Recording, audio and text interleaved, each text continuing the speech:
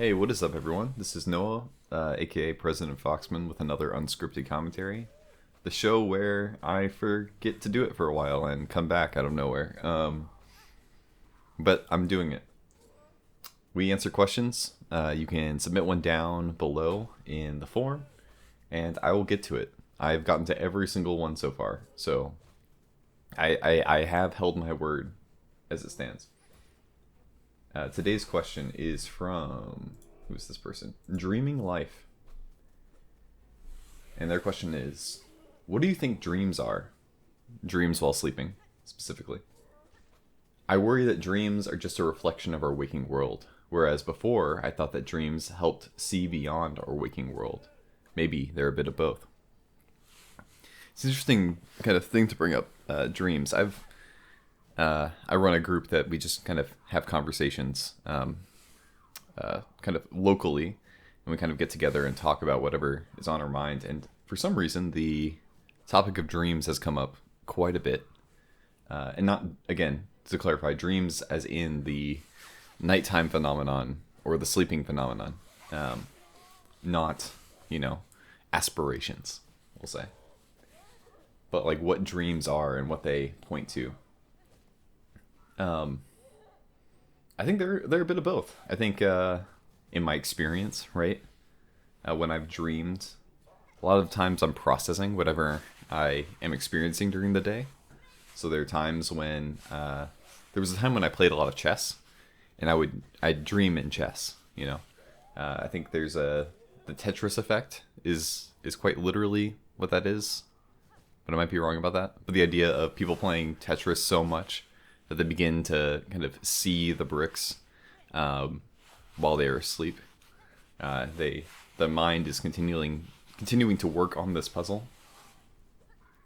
You have this aspect of Albert Einstein, the story about how he would hold a coin in his fingers above a metal plate on the ground, and he would hold the coin just so it was above it, and as he's about to fall asleep, his hands let go of the coin and it hits the plate and he wakes up, and he would find that this was a kind of strategic way that he could access this place between being awake and being asleep, where your brain is processing these things, and he could access something that he couldn't access just by kind of brute force thinking.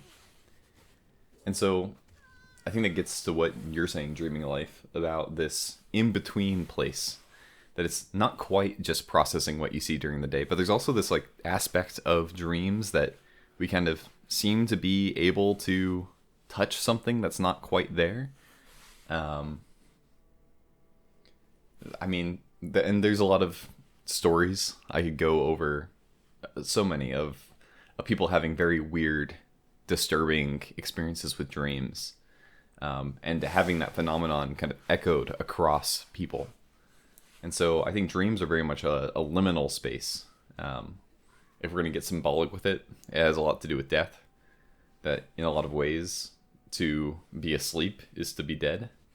And, the processing of that. But in the end, like, what does this mean? Like, what is this for? I think it's just a time that we're kind of particularly sensitive, especially now when we have so much kind of bombarding our experience. Like ads on television and videos are playing, and I'm listening to music constantly. Like I barely have time that I just intentionally don't have something going, or I'm not actively thinking about something, things are quiet. But sleep, you can't really escape it too easily. And if you do, it can have nasty consequences. And so it's a time when you are kind of vulnerable to the quiet. And what is your relationship with it?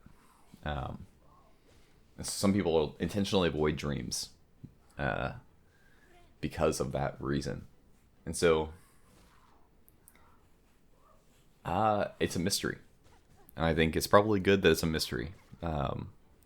And it's a little bit more exciting that way. If it was explained entirely, I think it would be it wouldn't be as fun, we'll say. So I sense a little bit in this question, a little bit of this divide between the fantastical and the kind of mundane. That, oh, it's just a reflection of the world I live in, versus maybe something mysterious. And I would say, it's both. I think you're right. It's both. It's the things we know and the things we don't, at once. And so, some things happen to people in dreams, and they for some reason are able to see things ahead of time. You hear this story all the time from especially older people, that they had a dream and then they saw it kind of come true, and they have a record of it in their journal. And it's just these odd experiences that you're just like, I don't have anything else to say except that, that's weird. That's weird that happened. And so I think they're worthy of being paid attention to for one reason or another. I don't think they're random, as some people have put out. I think that, there's something to process there. And so that's my recommendation to you.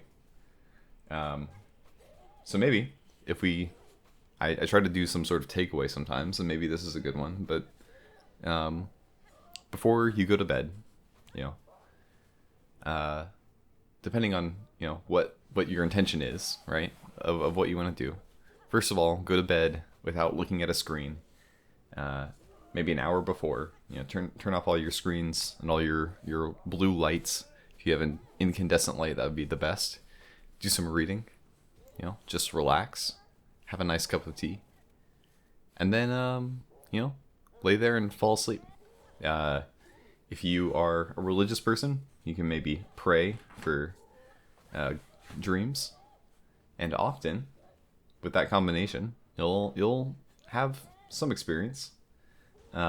Usually when you first wake up, you'll know. Some people set an alarm in the middle of the night and do a dream journal thing. That could be up to you, but I think it's worthwhile, at least somewhat, to consider it, or to kind of look into that path. But otherwise, that's all I have. If you, dear listener, have a question that you would like pondered over and to be given a weird, ambiguous answer to, feel free to put it down or put it in the form that's in the description of this video. And otherwise, I hope you all have a great day and a restful night.